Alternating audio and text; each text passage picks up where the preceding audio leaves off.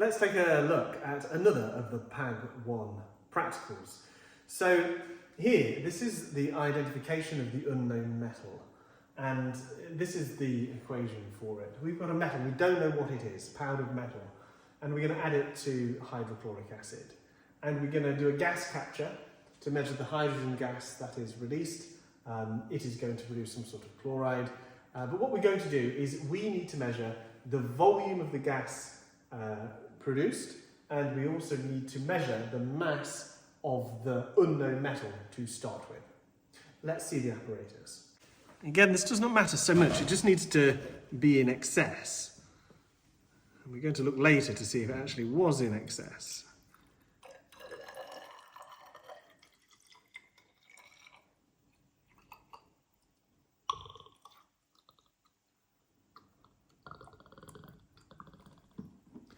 So there, 25 millilitres, 25 centimetres cubed.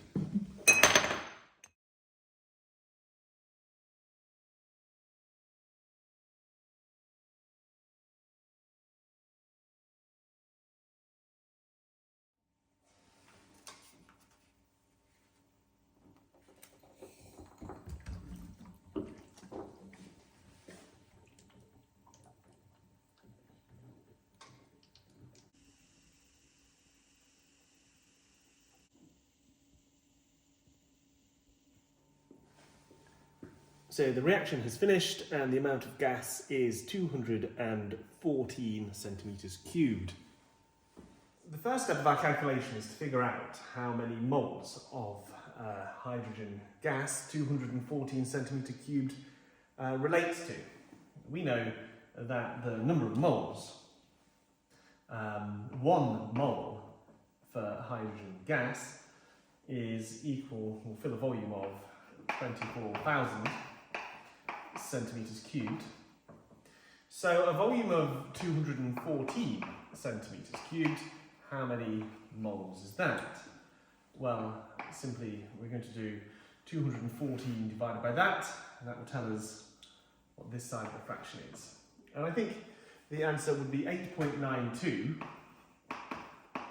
times 10 to the minus 3. So significantly less than 1 mole. And so, because of this balanced formula, where we can see that 1 mole of this metal turns into 1 mole of this hydrogen gas, then what we can see is that we haven't got 1 mole of this metal, we've got 8.92 times 10 to the minus 3 moles of this metal. So what we then need to do is work out, using this formula, where the number of moles is equal to the sample mass, lowercase m for that, divided by the molar mass, uppercase M.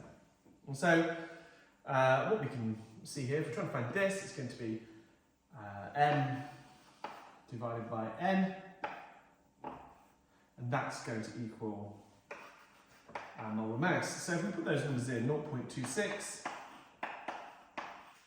divided by our number of moles, 8.92 times 10 to the minus 3, we're going to get an answer of about 29.15 grams.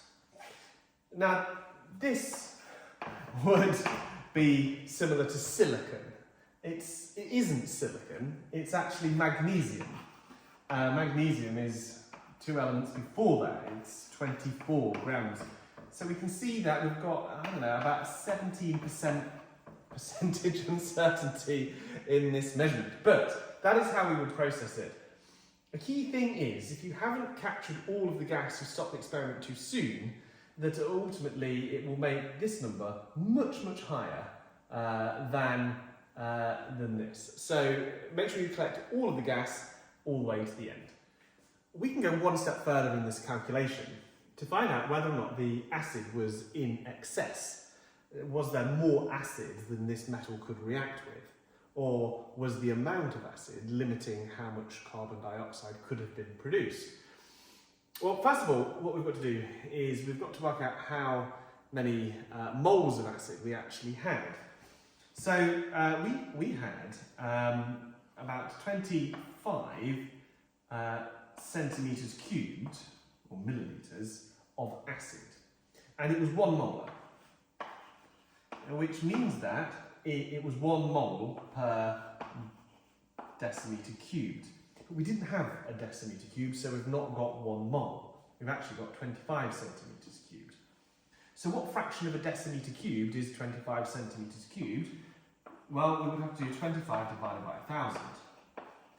And this means that we've got 0.025 fractions of a decimetre cube, which, if it's 1 mole in that decimetre cubed, it means this is how many moles we have available in our acid, 0.025 moles. So how many moles of acid would have actually been required by this practical? Well, 1 mole here needs to react with 2 moles there. And we know how many moles we've got here. We worked out as 8.92 times 10 to the minus 3. So 2 of those, which is how many moles we need of the hydrochloric acid for this reaction, would be 8.92 times 10 to the minus 3 times 2. That's how many moles of this acid we need for this reaction to occur. So 2 times that would be 0.017 moles. The reaction needed 0.017, it had 0.025, that's more. So it was in excess, there was more acid than necessary. The amount of acid did not limit this reaction.